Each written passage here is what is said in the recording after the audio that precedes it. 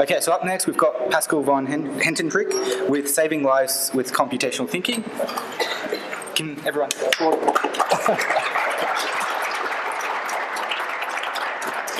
Okay, good morning, guys. I'm going to talk about... Wow, this is tough.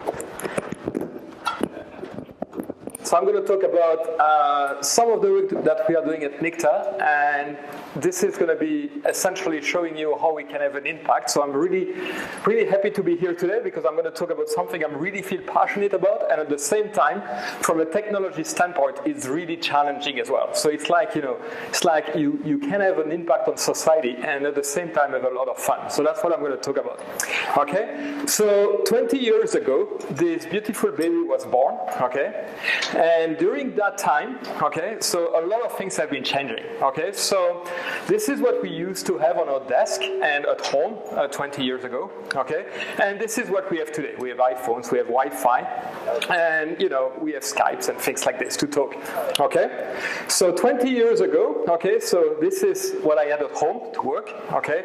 And obviously this is what I have these days, okay? So things have changed in the way we are computing tremendously, okay? Now, 20 years ago, there was something called a library, okay? So that's where we could actually go and find scientific papers and books when we needed to find something, okay? So these days, the libraries in many universities is the place where students go to find quiet time and space, okay? Because what they do is that when they actually want to find something, they use Wikipedia, they use Google search, they actually, go on Facebook to ask their friends about information, right? Fundamental changes, okay? The way you learn is going to change fundamentally in the next couple of years. We have these massively online classes now. That's going to change education, and a lot of the universities are trying to find out what that really means, okay? And also there has been a lot of revolution in science. In brain science, for instance, we are at the stage where we can take these implants, okay, put them in the brain of people with prosthetic device, and the brain is going to control these devices themselves. So these people can walk with an implant actually inside their brain.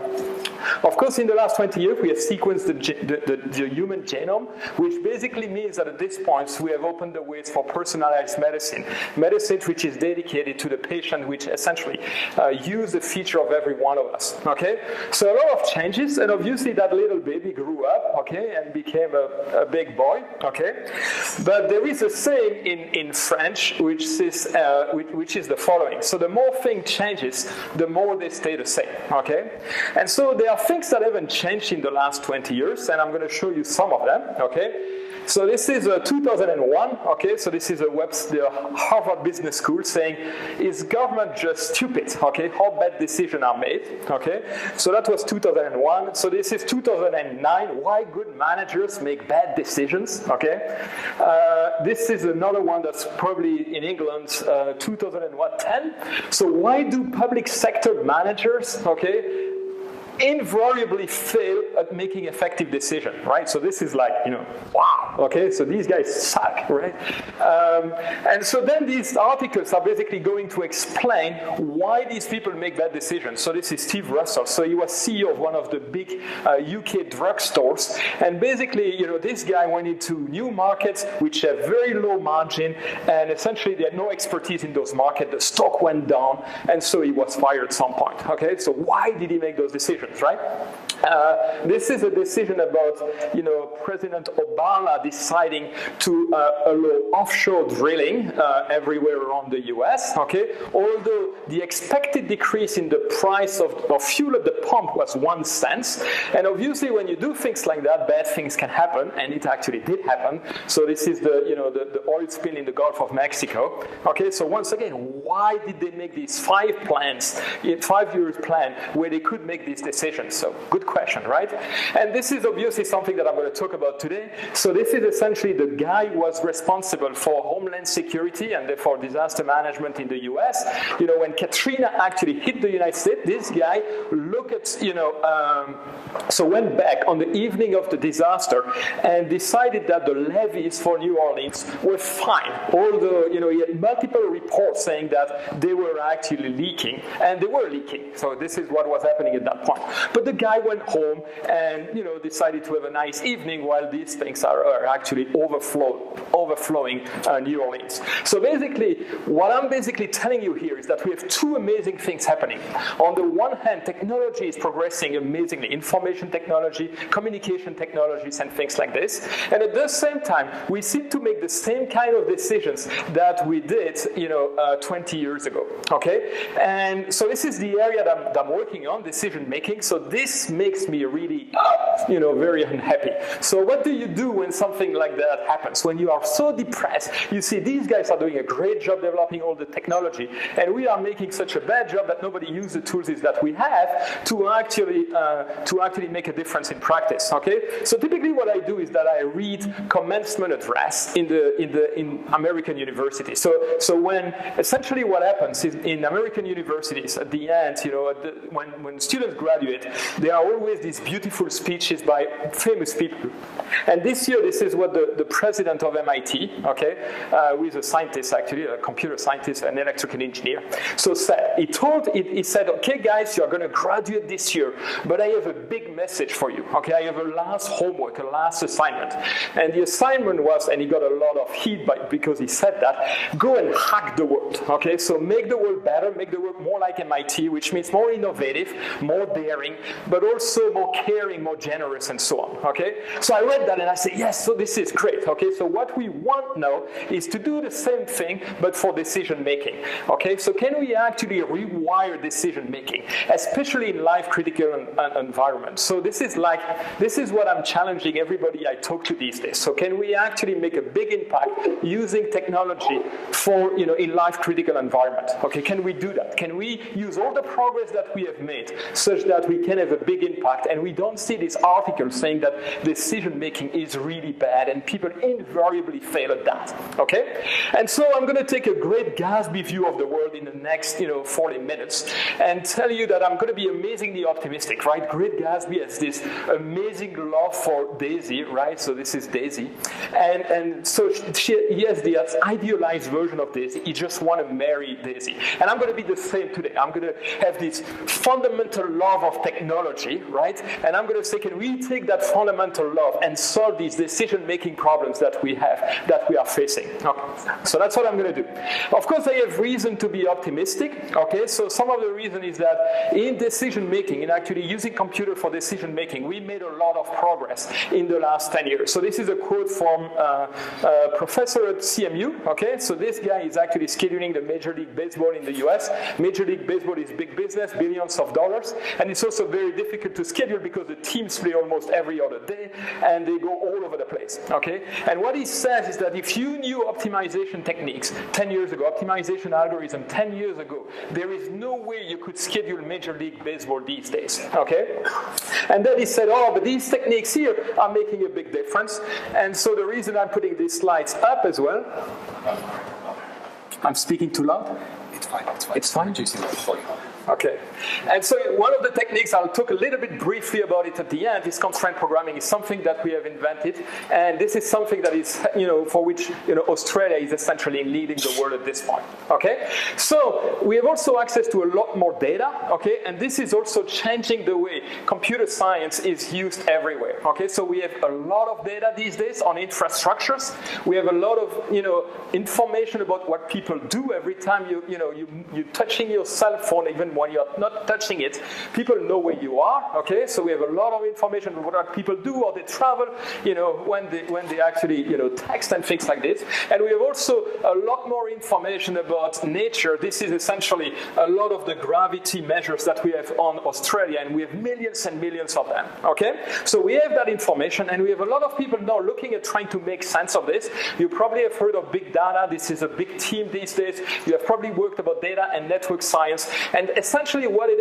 is trying to figure out what this data means, trying to extract information from that data. So on the one hand, we have this fantastic optimization algorithm these days. On the other hand, we have a lot of data to populate them such that we can make good decisions. Okay? And so this is the reason to be optimistic. And so what I'm going to do in the rest of the talk is giving you a bunch of examples on how we can use these things to actually save lives and have an impact on society, and at the same time have a lot of fun because the technology behind the scene is actually pretty challenging. Okay, so I'm going to talk about kidney exchanges because this is one of the areas we have been working on, and so I'm going to give you some basic facts here.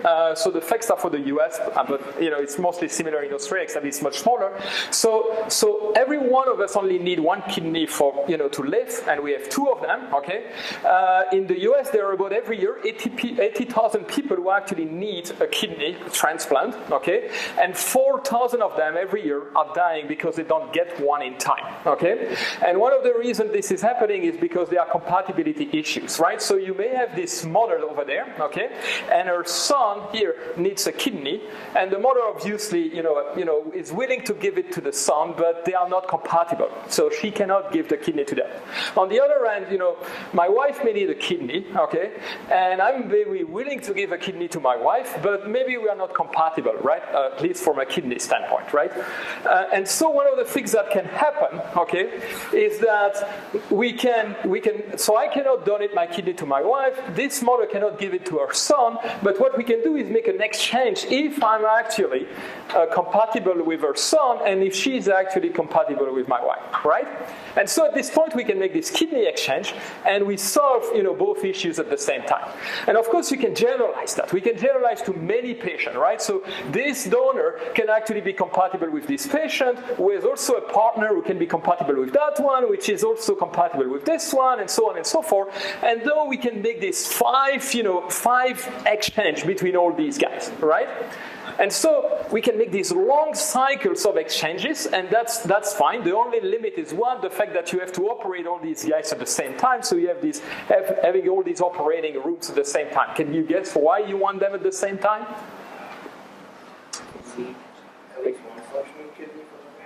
No, it's all right. So I think the reason is that you don't want to operate someone and then another person comes in and say, oh, I changed my mind, right? So you don't want that to happen. So you basically operate all these guys at the same time, okay? So how do we actually do this? How can we actually solve this issue better?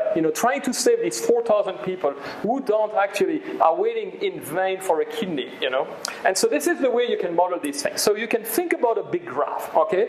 And in every one of these graphs, every node here is a pair of donor and receiver, right? And so these are all the people who are willing to give a kidney and those who need the kidney everywhere, okay? And then you can start creating links between these guys, okay? So if this donor is compatible with this, with this receiver, you create a link between them, okay? So that means that this donor is willing to give to that receiver. Now, if you have another link like that, that donor is compatible with that receiver, that means that you can exchange these guys, okay? So you can make a kidney exchange there and everybody is happy, okay, and healthy, okay? So of course you can create many links like that, and so you see there is another cycle over there, okay? So that means that you could do a three-way exchange there, okay? And that's going to work, okay? And then you have plenty of other nodes and so on, okay? So at this point you have this huge graph, okay, which is linked between these nodes, and obviously we can remove the inside of the node because that basically has no information at this point. So we can look at this big graph, and now how do we save as many people as possible? Can you guess? Well, we have to find these cycles everywhere, not the longest necessarily, okay? Doctors actually prefer very small cycle, but we have to cover this graph with cycles, okay? Because as soon as you have a cycle like this, it means that you can exchange these kidneys and all these people are safe, okay? So this is one of the things here. We could save 4 people here by exchanging these, all these kidneys between these guys. Can we do better than that? Yes, we can, okay, so we can do these 2 cycles here, okay, there is a small cycle over there, there is another small cycle over there, and now we save 6 people, and 2 of them will have to be kept waiting, okay? Now, you have to imagine that in practice, this is about a graph which has, at least 80,000 or 100,000 people, and now you have to find cycles in those graphs. How difficult is that? Can you guess? Come on, guys. Very difficult. Very difficult? Left and right. And square. And square? Okay, so we'll talk about that at the end. But this is actually a very difficult problem, okay? So we worked on this and we had a couple of ideas. And so, okay, so one of the things that I want to show you here, okay, so let me get rid of this guy. First. So this is essentially, so some of the people at CMU took some ideas that we had for other things in logistics and tried that for their algorithm. And what you can see is this was the state of the art because they used our algorithm, and this was the state of the art afterwards. So essentially every year, by using some of the ideas that we had in optimization, they could save 20 more people.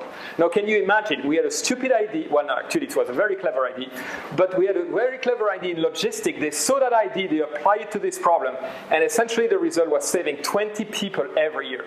You know, when you have something like that happen to you, you say, wow, okay, I have been useful for 20 people this year, and then the next year as well, and the following years as well. Okay, since then they have further improved the algorithm, but they still are based on the same kind of ideas that we had, which was basically, don't look only at the situation right now, look also at what can happen in the future, people who will donate kidneys, people who will feel, who will fall sick, and try to incorporate that information and so on. So we call that online stochastic optimization, and that's what was used inside this algorithm. Okay, so that was essentially the warm-up. Okay, so what I want to talk about now is disaster management. Okay, so this is a big area that we've been working for a lot of time, a lot of years. Okay, starting in the US about 6 years ago, and the real reason why we got interested in that is that essentially the number of natural disasters, as you have seen, has been increasing exponentially, essentially in the last decades. Okay, so you see this nice, so you see this nice curve going up. There was a little bit of a dip in 2010, but they came back with a vengeance in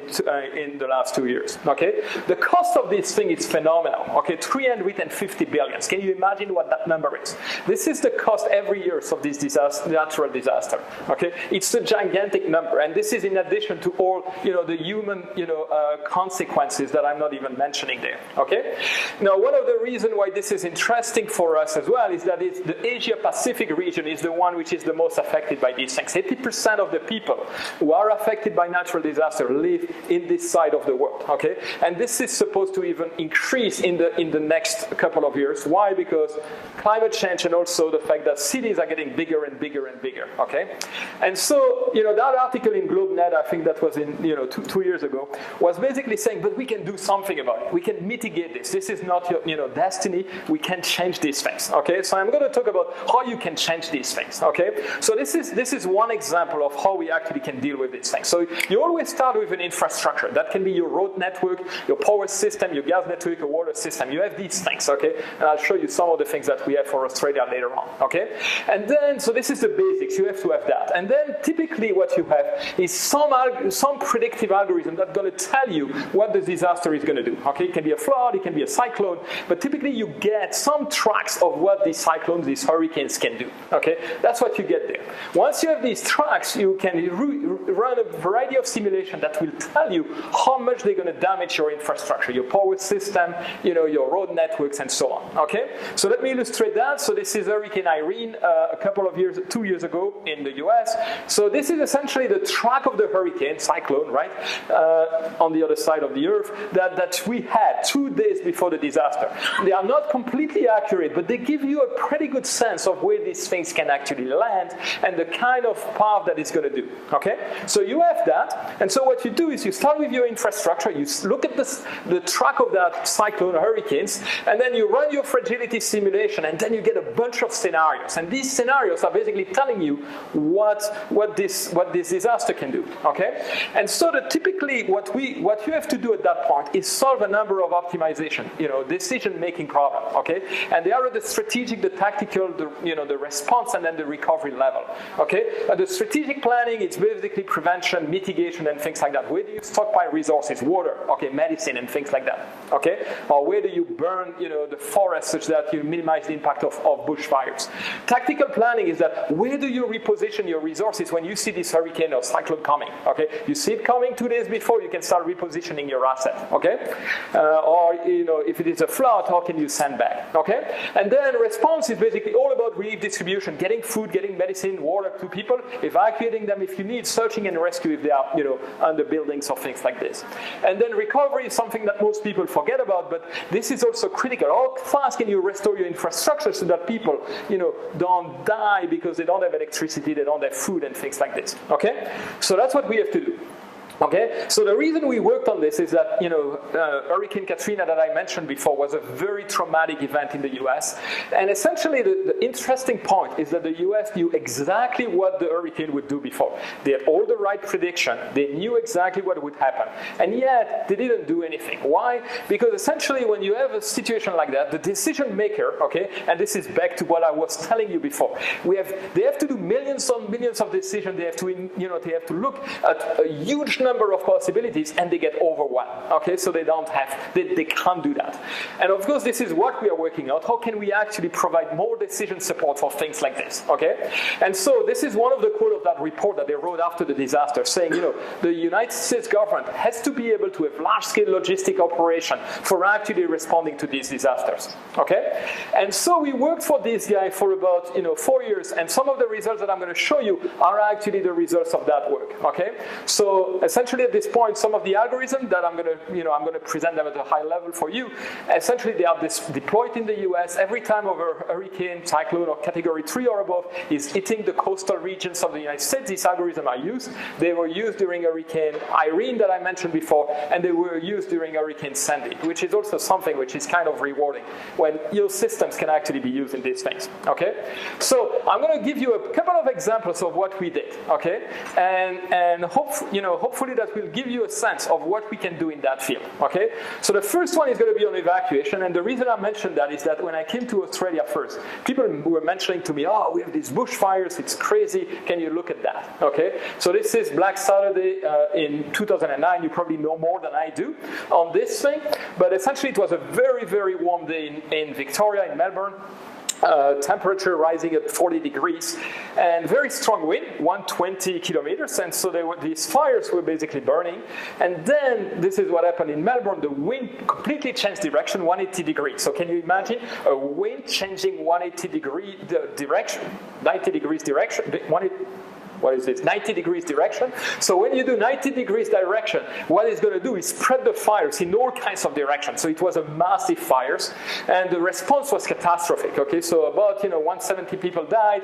The cost, the overall cost is about 5 billion, and that's probably an underestimation. Okay. Now the reason I got interested in that is for this. Okay, so you have this fire policy in Victoria, which is stay and defend or leave early. That's what people would do.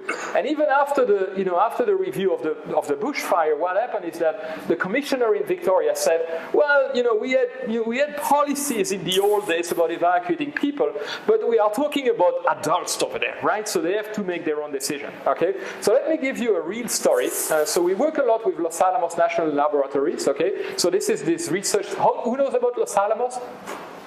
Okay, a couple of people. So let me give you a brief lesson in history. Los Alamos is where the atomic bomb was developed during the Second World War. Okay, and it's a town that was built just very secretly. Okay, for actually building that bomb. Okay, and so this is a city. It's still now. This is a city 2,000 meters in altitude where there are only scientists, about 20,000 scientists, crazy scientists, right? Long hair, crazy, completely crazy. Okay, there is nothing else. Actually, it's so boring that the only thing people do is work. Okay, so the restaurants are terrible. It's just for focusing people to work. It's organized around a bunch of canyons. Okay, so it's very difficult to evacuate. Now, the other story about Los Alamos is that they have these bushfires as well. Okay, and a couple of years ago, all these scientists have to rehearse evacuation plans for these bushfires, and they did that very nicely. But then a bushfire happened, and the evacuation plan was not followed by anyone.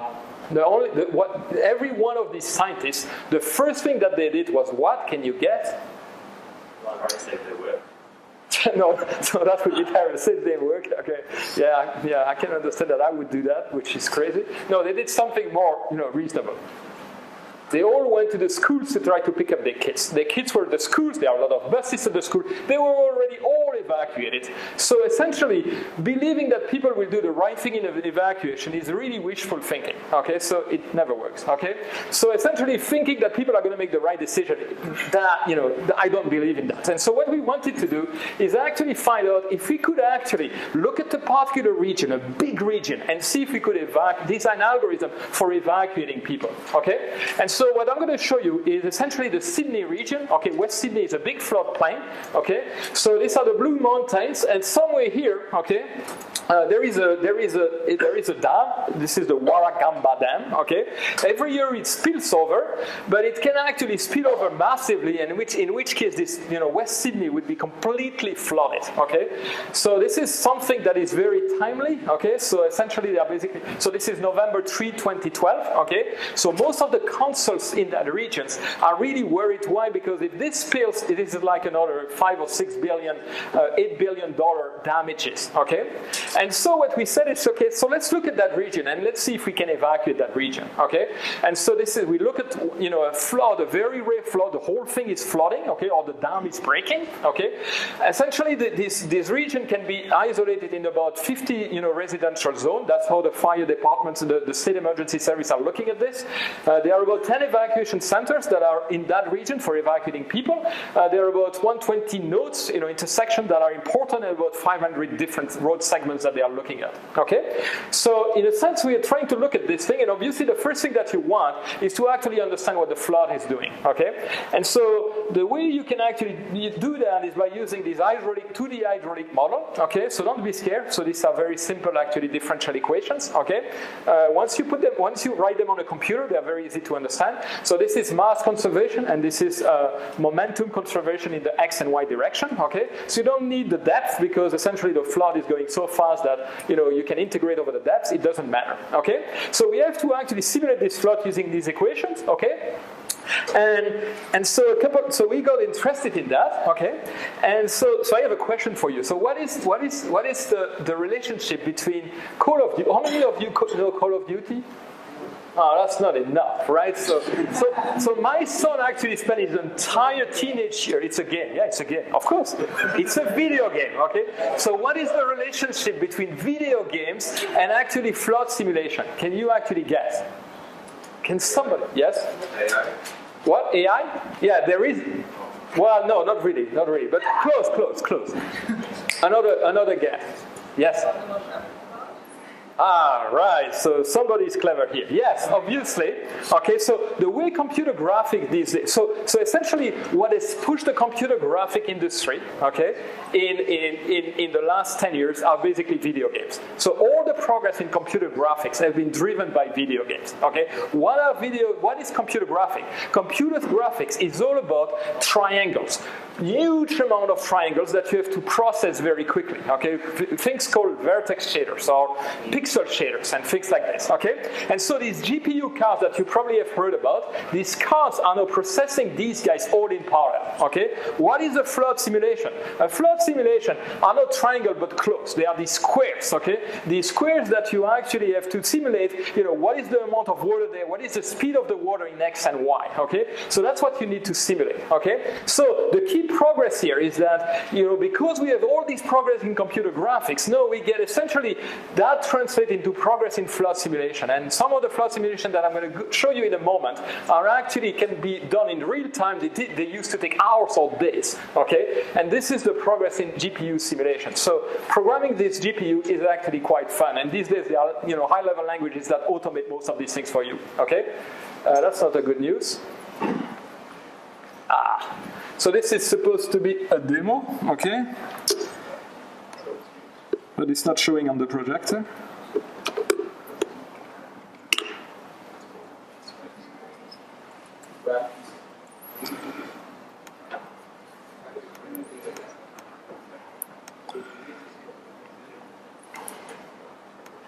Okay, so this thing is dying on me. Let me show you the demo on the side. Okay, so one other thing which is not great. So this is what happens when Steve Jobs dies. Okay.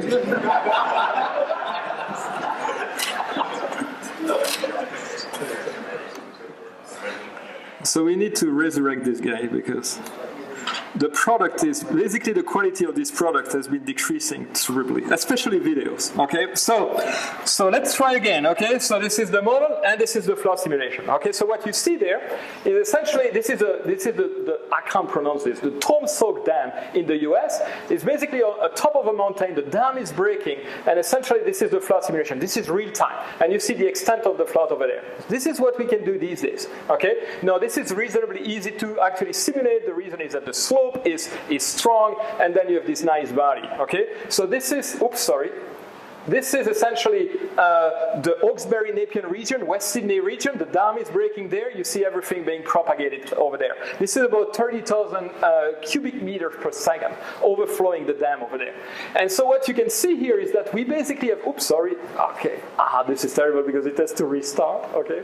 But essentially what you can see is that these days we can actually simulate this thing very precisely. Behind the scenes, there are millions and millions of data points. We discretize the entire region, 5 meters by 5 meters. We know the elevation and the speed of the depth of the water at every one of these points. So you get a pretty good idea of what is the extent of the flood and how much water there is at the various points. Okay, so that's one of the things we do. Now, once you have that, you know where the flood is, you know how many people live there, and what you have to do is and you know the road network, and when the road are going to be covered with water, flooded, okay, and so on, and you have to decide how to evacuate these people. Okay, so typically you start with something like that, which is the graph of the region. Okay, the various residential zones are these red points, and these are the evacuation center.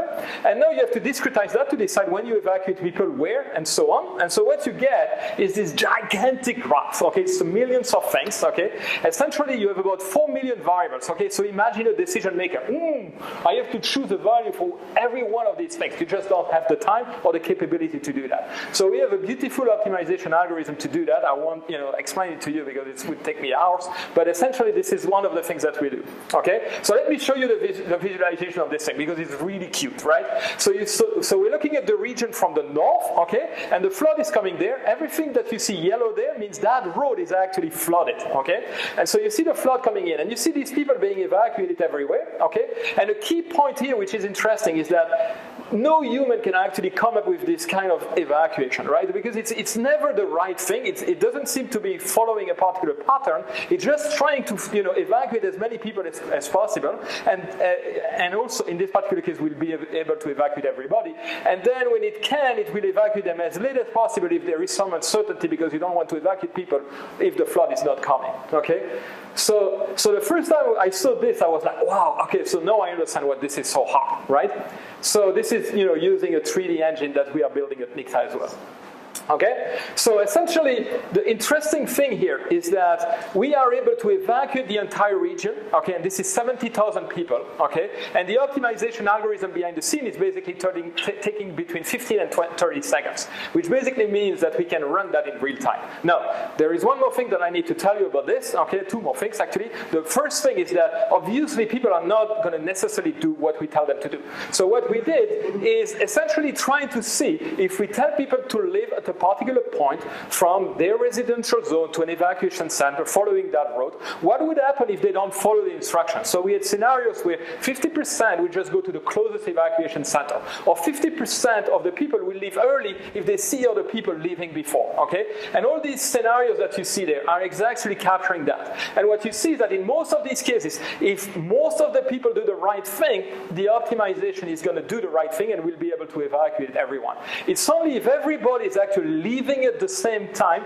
for the closest evacuation center not leaving at the same time, leaving when we tell them, but to the closest evacuation center, that we lose about 20%. 20% are not going to be evacuated, okay? So pretty nice, okay? So we were very happy. This is the largest, so people were doing this for essentially 50 nodes. We are doing that for millions of nodes at this point, okay? Now you can wonder, what would happen if we actually follow this thing, okay? Let people leave anytime they want. So this is what would happen. Essentially, this is this curve, okay? If people can leave, we let them leave as soon as they want, okay? So this is what would happen to them. Essentially, 61% of the people cannot be evacuated. So we have no scientific evidence that actually evacuation work, even if there is uncertainty on what people are going to do and the way they are behaving. Okay, we can make a big impact in that particular area. Okay? So 42,000 people would be trapped in that particular case. Okay, so this is good. So this is science, deep science, actually applied to a real, societal problem. Okay, so let me move to the next problem, which is relief distribution. And the reason we got interested in that was because of Katrina and also because of the disaster in Japan. Okay, the Tohoku tsunami. And so essentially, the Tohoku tsunami was a really very, very big event. Why? Because it was very widespread and also very deep in some of the region. Okay, so and obviously the fact that there was a nuclear threat actually made the response much slower, and essentially people didn't get any help, no relief for about 5 days or 6 days, if I remember correctly. Okay, so one of the things that happened is the Japanese had a plan. Okay, but the plan was for much smaller disaster, and essentially most of the distribution and regional distribution centers were knocked down by the tsunami, so they couldn't be used. And the real reason why it was not worse in Japan is that they have a lot of private logistic companies, and these guys were really instrumental in helping the relief effort. Okay, so this is for instance one of the regional one of the distribution center, and the reason I'm telling you that is I have a story to tell you afterwards. So how can we help? So this is a lot of the work that we did in the US. And essentially, one of the things that you try to do is at the strategic level, you always try to find out where do you store your various resources. This is water. Where do you try to store water? Okay, so you try to store the water at different places, and you have to decide the quantity as well, such that if the disasters are coming, you hedge against the uncertainty. You make sure that you not everything is going to be destroyed, and they are positioned so that you can react quickly. Once you are done, okay, so what you have to do is actually find these delivery plans where you take the water and goes to everywhere. Once again, you have to design an algorithm to do that. These things are not easy. Okay, so as I told you, you have to do that against uncertainty because some of these guys are going to be destroyed by the tsunami or the hurricane and so on. So these guys, you store water, you're going to lose it, and various scenarios will produce different demands at different places. Okay, and so this is one of the things that we have to do. Okay, how much water, how much medicine you store at a various place. Okay, and given a particular disaster, how fast can you actually ship these things to the people in need, okay?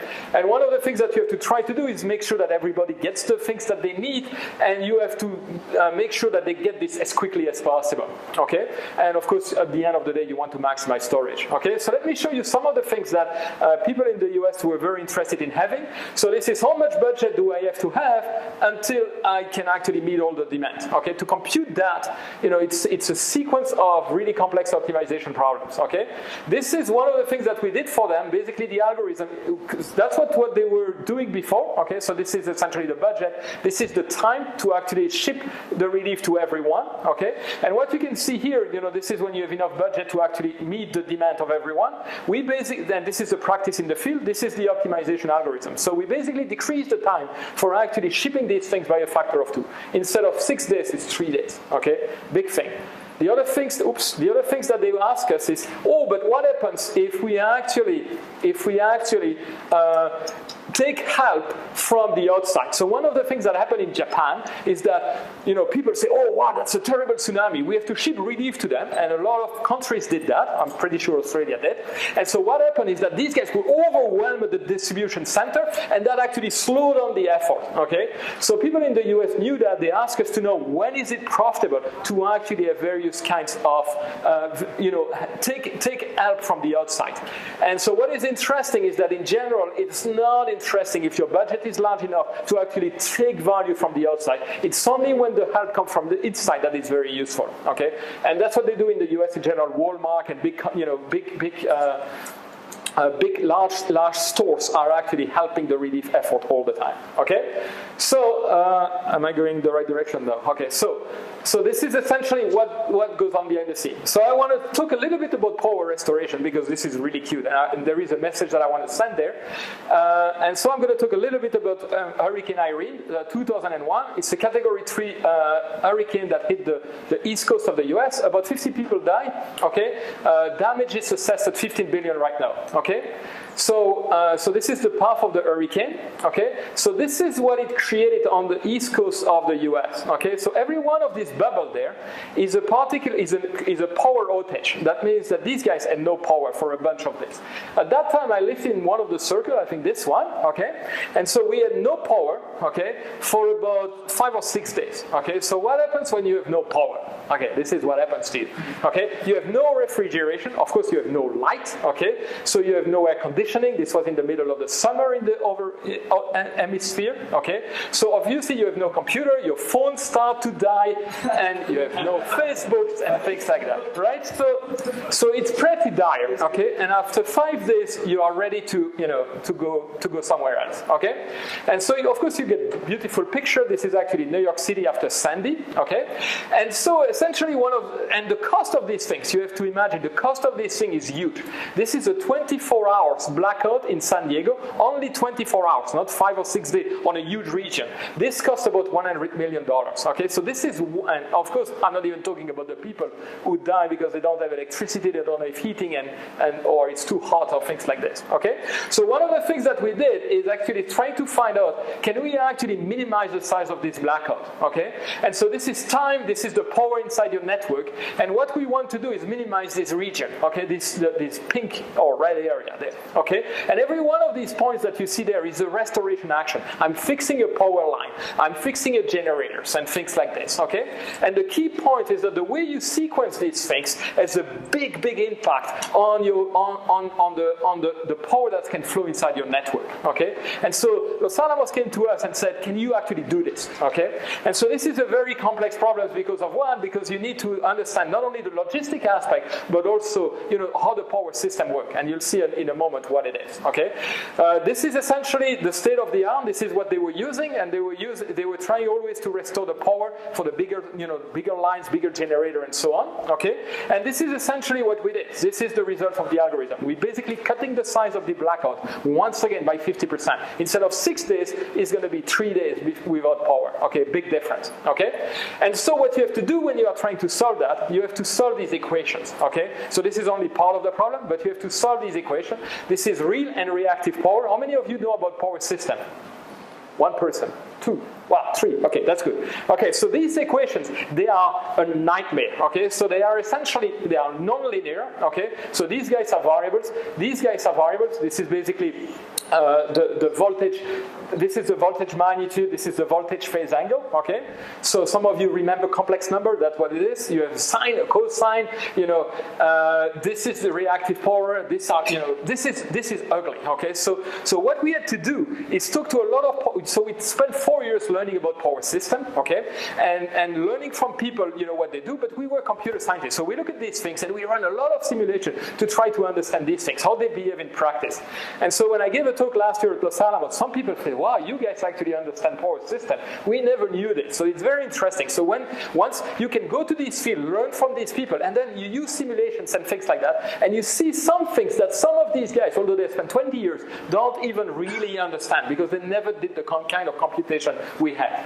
And one of the things in that area is that power systems are in general very, very stable because they understand the condition in which they operate, right? So the demand that every one of us has for the power system is very predictable. The generation is very flexible. But when you are in the context of a disaster, you don't know who wants the power exactly. Okay, most of us will want to, but you also, the state of your system is not something that you master because it has been destroyed. And therefore it's very difficult to actually solve these equations. And that's one of the things that we had to do, okay? So this is a demo of some of the stuff that resulted from that. So this is a small power system.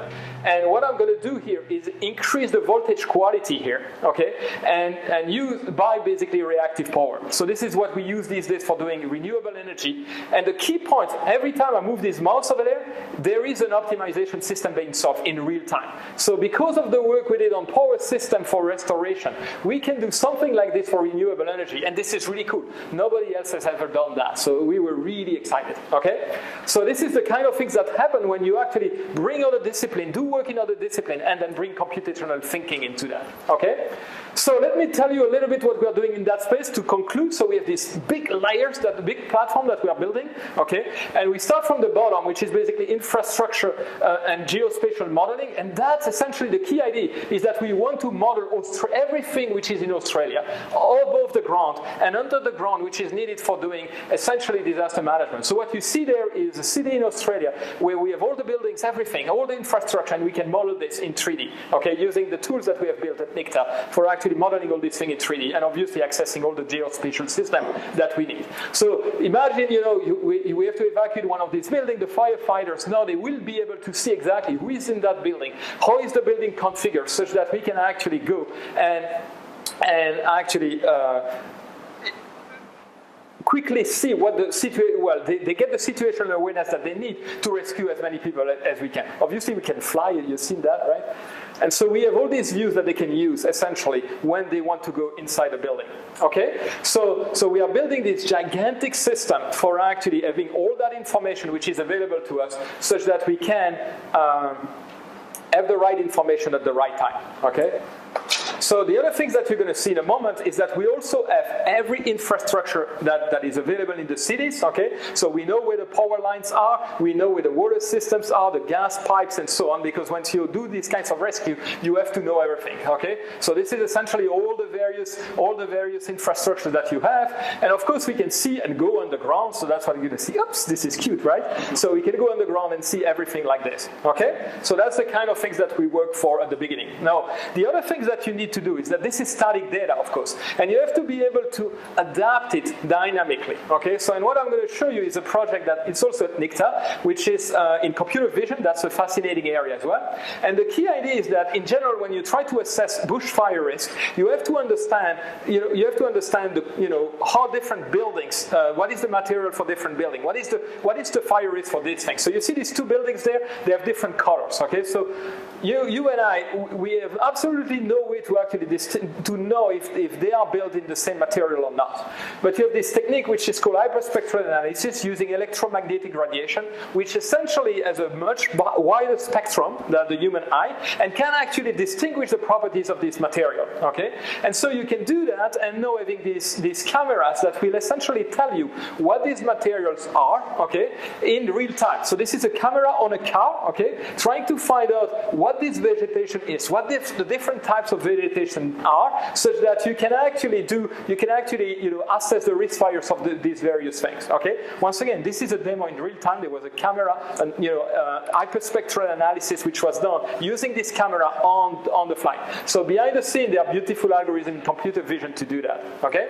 So let me talk about another thing. One of the things that I told you about is that you have to understand how people behave. So we have a big project now which we call behavioral optimization, which essentially try to mine data, social network, and things like this, infrastructure information, so that we understand how people behave, okay? I want to give you one example. So there was a big earthquake in 80 a couple of years ago, okay? And so all the relief was sent to the capital, which was here, okay?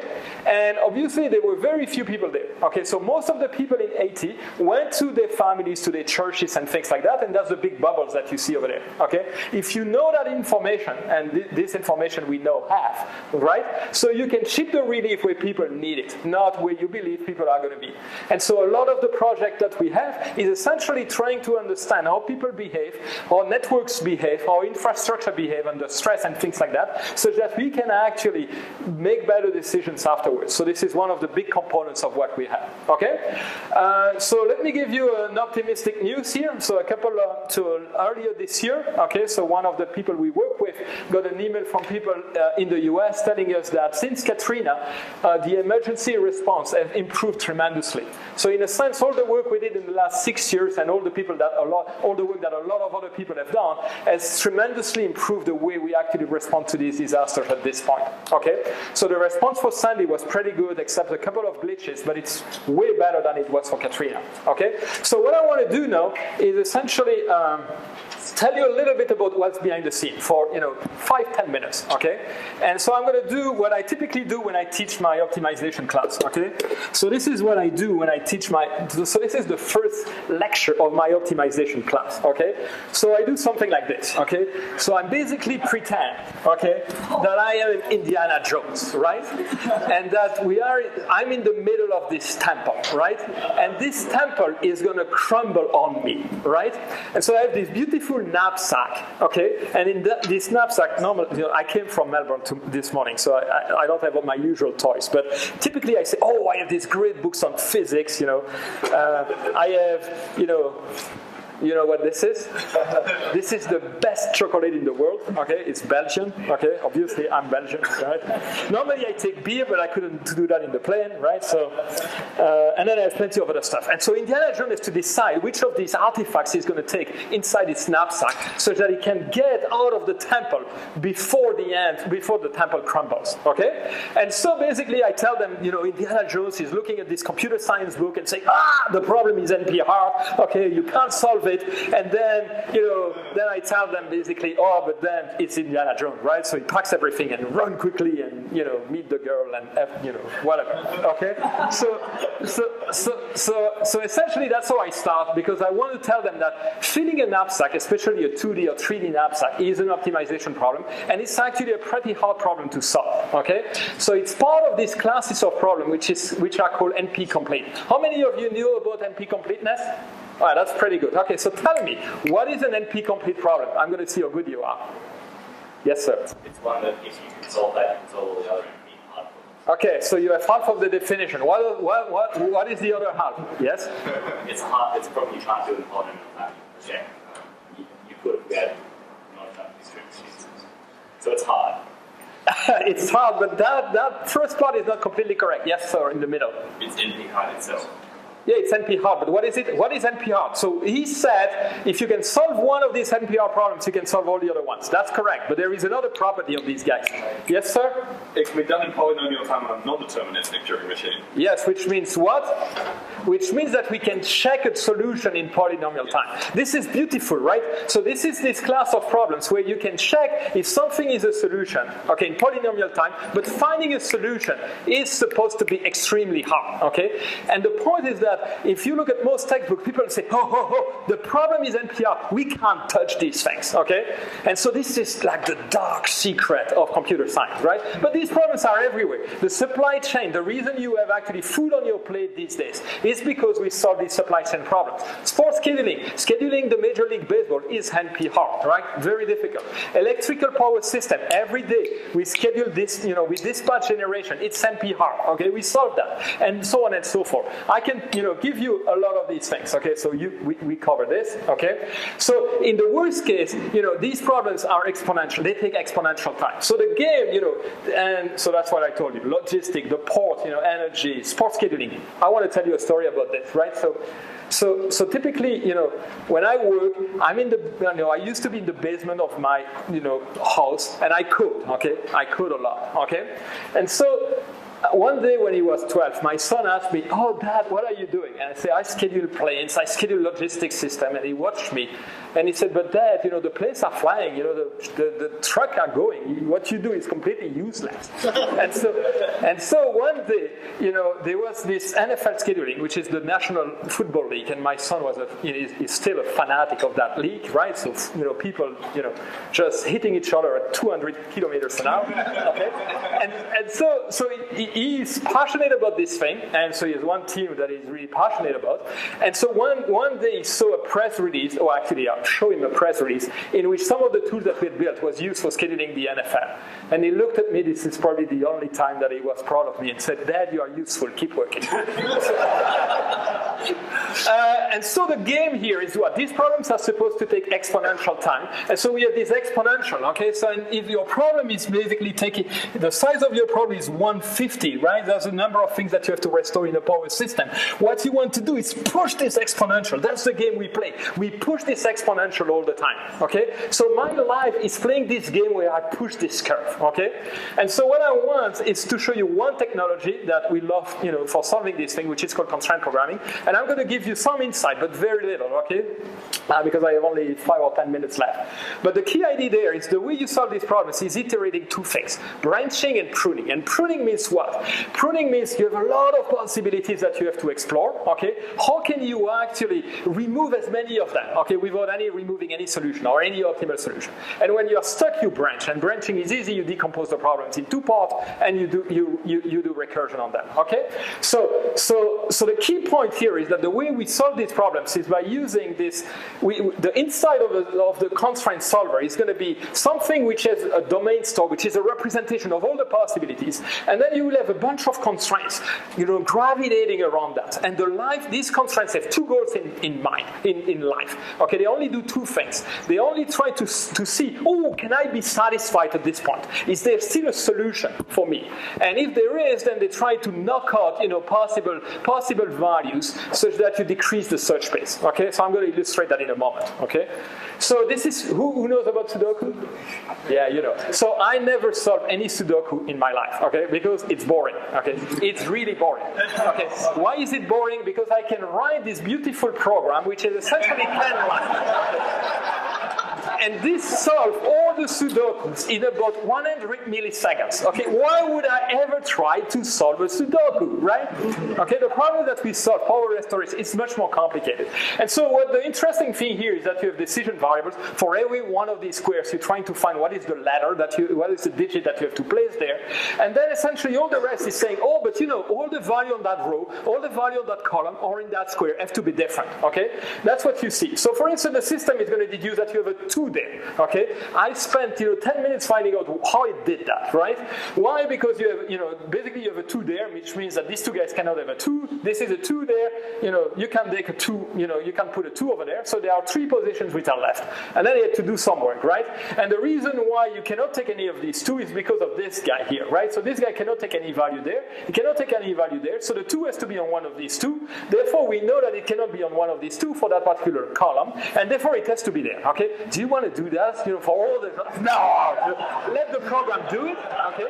And so this is what this program does. It deduces 6, and then all these numbers are deduced automatically using these constraint reasoning algorithm. Okay? And then we have to do one branching there and another branching there, and we solve the whole thing. 2 choices. Okay? Most of these problems are actually trivial for a computer. Why? Why? Can you guess?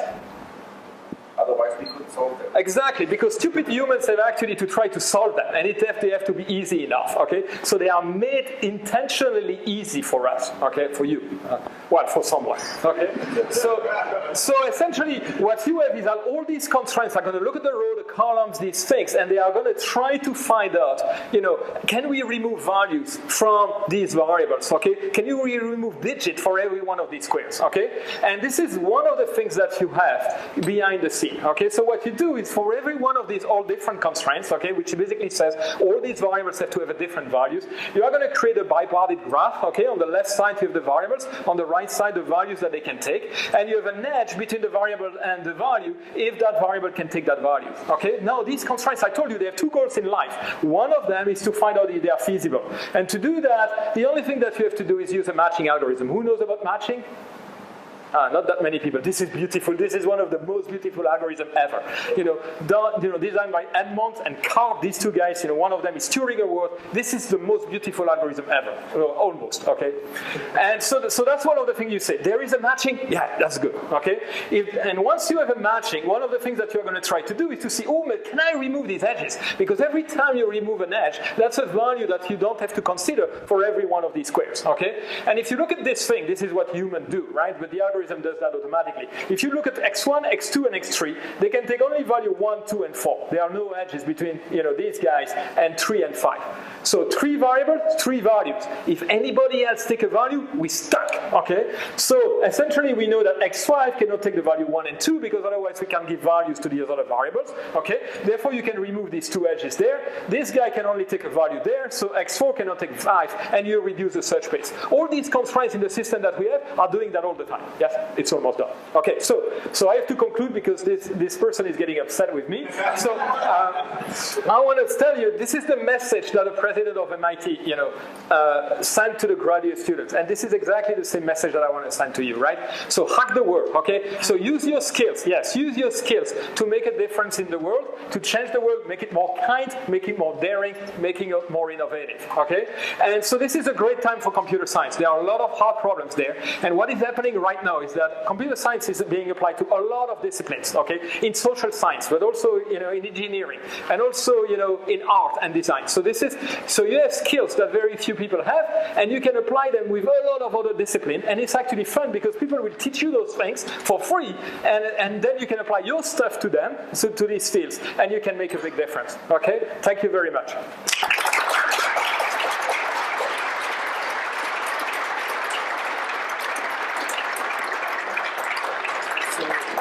On behalf of the CompCon committee, here's a small gift to thank you for your talk. Thank you. Thank you.